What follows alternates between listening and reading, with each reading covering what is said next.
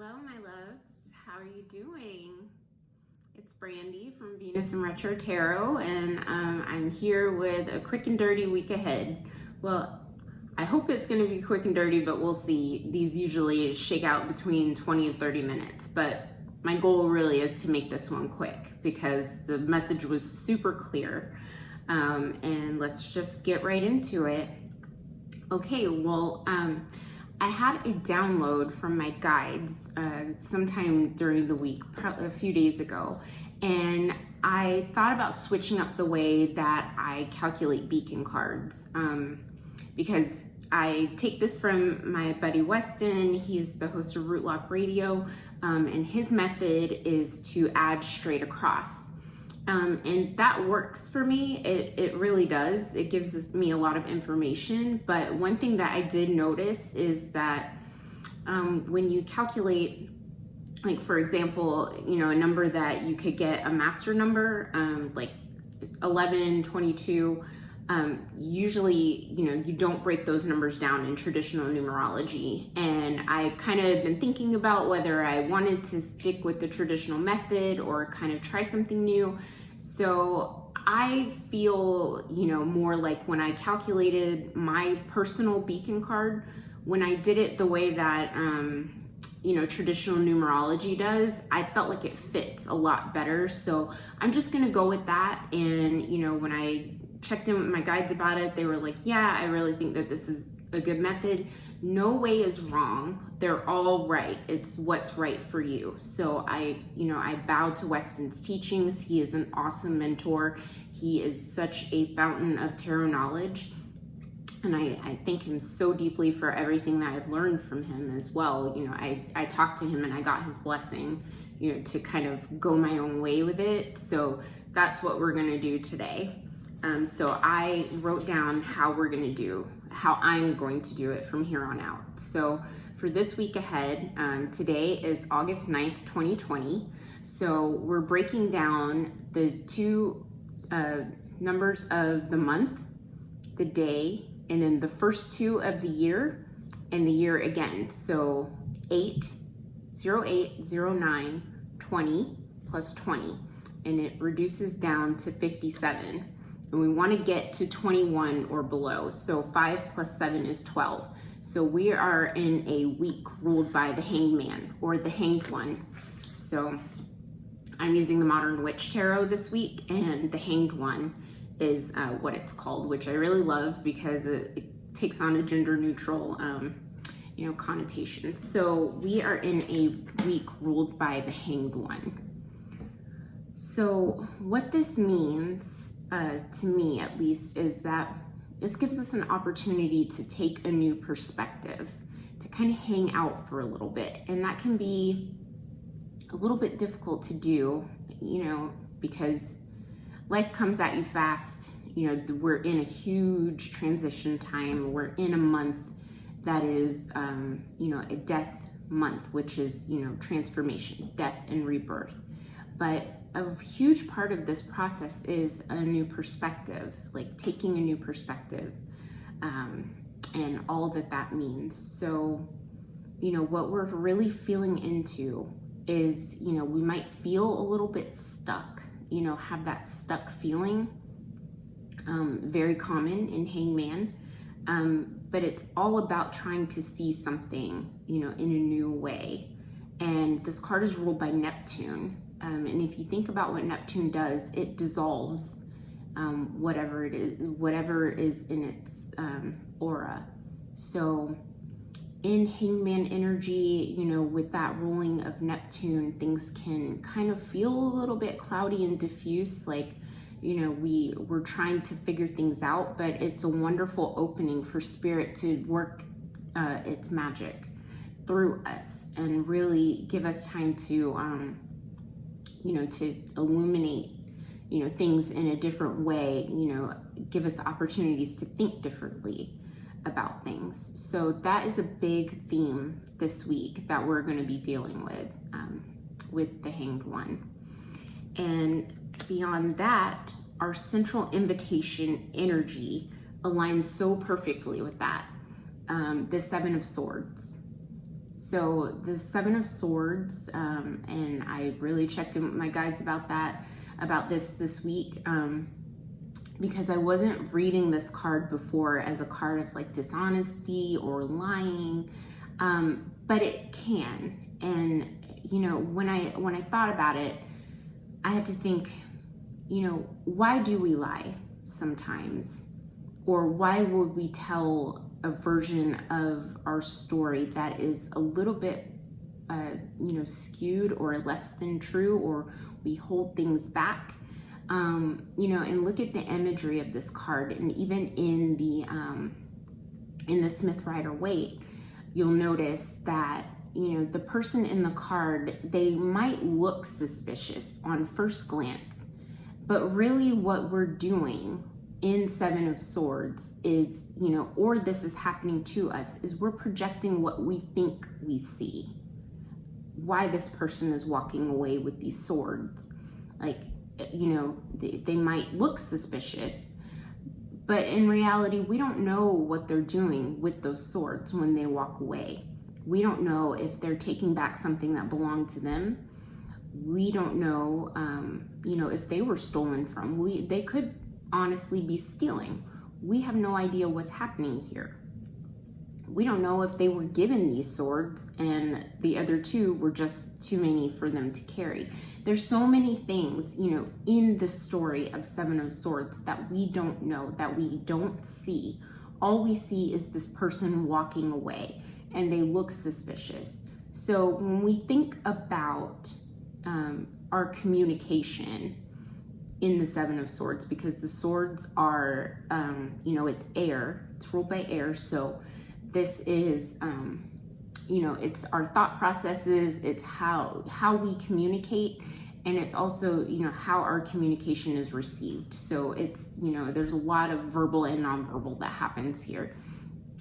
But, we're thinking about either why we have to tell a certain story the way that we tell it, what are our motives for doing that, or what motive would someone else have for seeing things the way that they see it and saying it? Like, is it for protection? Is it because of their lived experience? Have they told people things that were super personal and then they felt unsafe when their trust was betrayed? So like, think about, with Hanged One, really giving yourself some time to hang out and take a new perspective, for whatever it is that you might see, and judge immediately rather than, to give it some time to really think about, why someone might be doing what they're doing, or why you might be doing something that you're doing. Because it can be deception. It can also be self-deception. So we really want to think about, are we lying to ourselves in this card? Or, are we telling someone a version of something that, is safer for us, for whatever reason.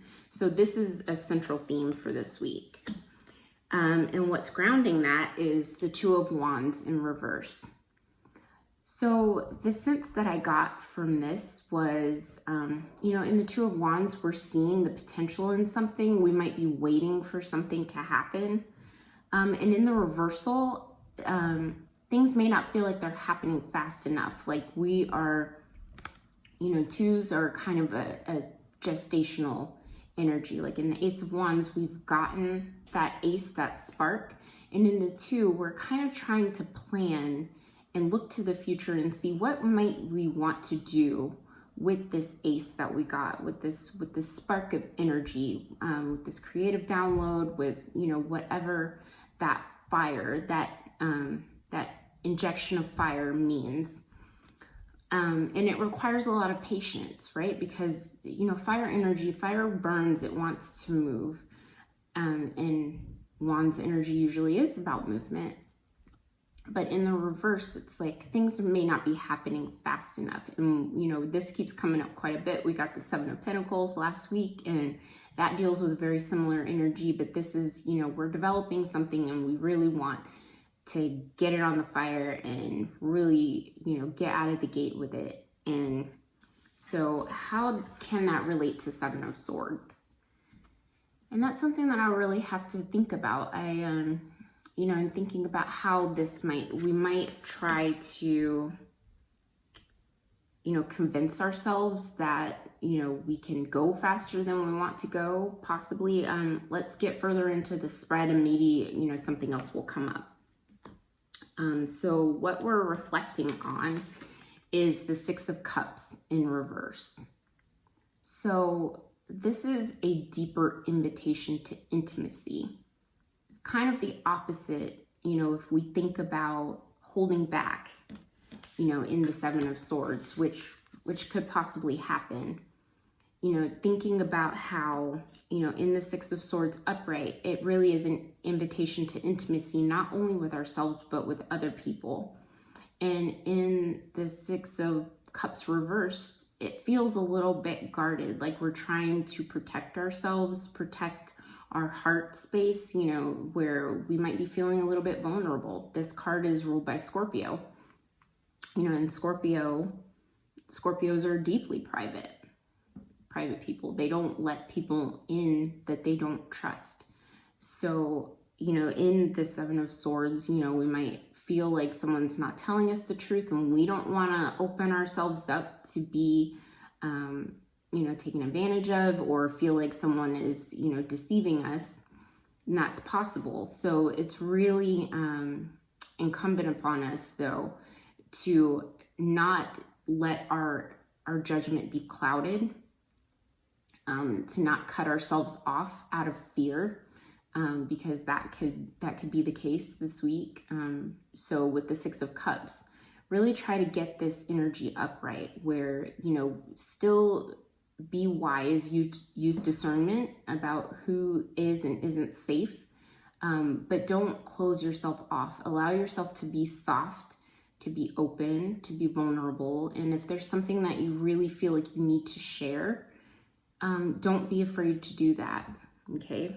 So that's what I feel like the Seven of Swords is really, really trying to say. And what do we need to release that can hold us back? And we got the Knight of Cups in reverse. So what this tells me, because the Knight of Cups is all about moving in a way that is in alignment with our, with what is good for us emotionally, like what is in alignment. So what this really says to me is, like, if you're not moving through the world in a way that is in alignment, that is, that lines up with your personal truth, that really is not going to help you. That, being open, being vulnerable, being soft, but, expressive, not holding back, is really, really what's called for right now.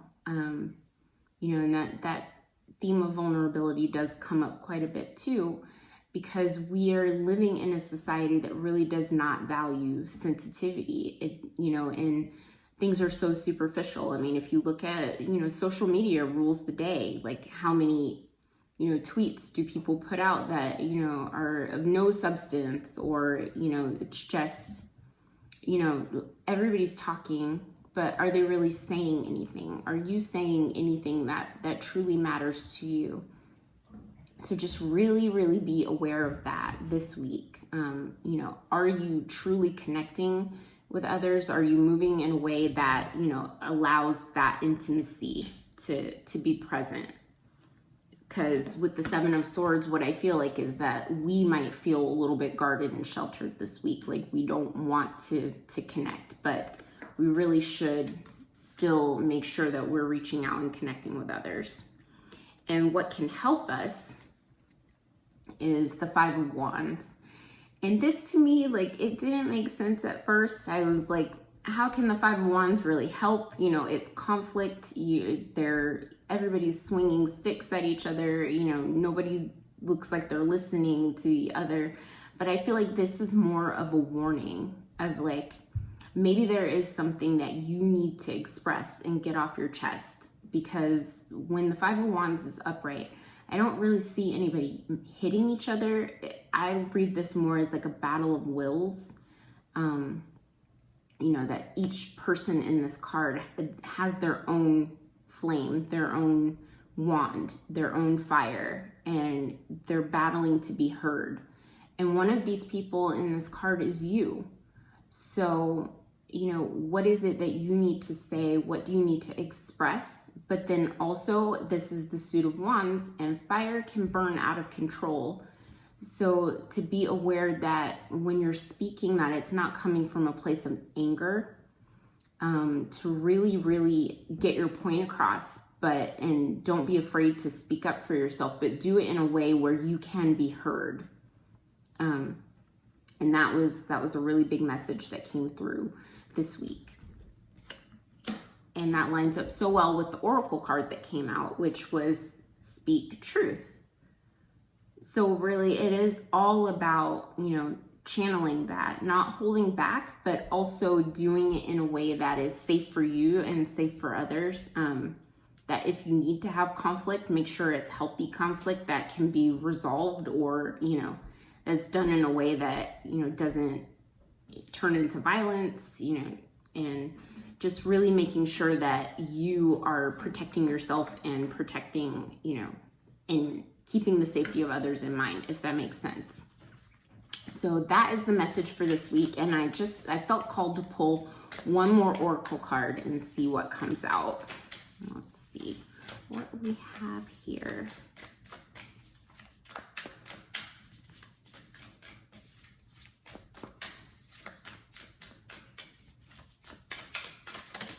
All right. And we got, I follow my inner guidance. So really make sure, you know, with Hanged One, that you're connecting with yourself as well. Like meditation is really important, or, you know, whatever brings you back to center, where you're not feeling disconnected from your higher self, that, you know, really does want you to move in alignment. Your higher self will never, you know, speak ill of you to yourself, like the negative voice that you hear in your head, like that's not your higher self. That's more devil energy. So just be aware of, you know, what you're thinking, how you're speaking, even to yourself, not just other people, you know, but, you know, speak kindness to yourself, speak kindness over yourself, over the people around you, and, you know, trust that when you hear a voice, you know, of confidence coming from inside of you, that you're being led by your higher self, and listen to that advice and let it guide you this week. So that is the message. And I want to thank all of my patrons again. Got another Patreon subscriber this week. Thank you so much. And, you know, the forum is open, it's active, it's going. So if you feel called to either donate to me or to join the forum, any way that you can kind of support this community, I appreciate it so much. Even your likes, your comments, your shares. I feel so honored and so blessed to be able to bring these messages to you every week. And I hope that you're all doing well, that you're safe, that you're resourced. And I will talk to you again soon. Bye.